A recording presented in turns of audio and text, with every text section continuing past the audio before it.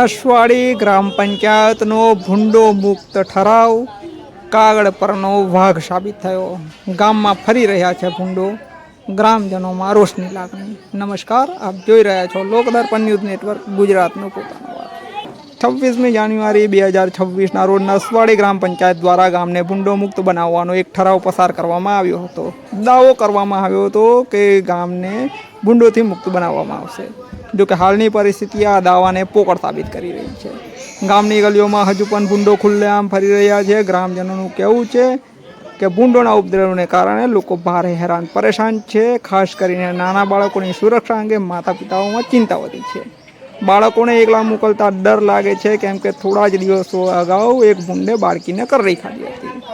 ગ્રામજનોનો આક્ષેપ છે કે ઠરાવ બાદ થોડા દિવસ શરૂઆતમાં કાર્યવાહી દેખાય, પરંતુ ત્યારબાદ પરિસ્થિતિ જૈસે થઈ છે. સફાઈ અને આરોગ્ય સંબંધિત પ્રશ્નો પણ ઊભા થઈ રહ્યા છે, કારણ કે ભૂંડોના કારણે ગંદકી અને દુર્ગંધની સમસ્યા નસવાડી નગરમાં વધી છે. ગામ લોકો હવે ગ્રામ પંચાયત પાસે તાત્કાલિક અને કડક કાર્યવાહીની માંગ કરી રહ્યા છે, જેમાં ભૂંડોને પકડવાની નિયમિત કામગીરી કરવામાં આવે અને માલિકોની સામે દંડાત્મક પગલાં લેવાય. સ્વચ્છતા અભિયાનને મજબૂત બનાવવાની માંગ સાથે હવે એ જોવું રહ્યું કે ગ્રામ પંચાયત આ મુદ્દે શું પગલાં લે છે અને ગામને વાસ્તવમાં ક્યારે ભૂંડોથી મુક્ત બનાવવાનો જે દાવો છે તેને હકીકત બનાવે છે. નમસ્કાર.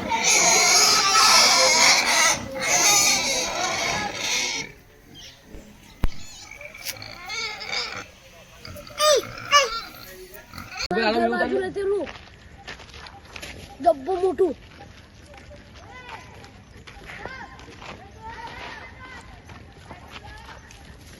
શું કરે?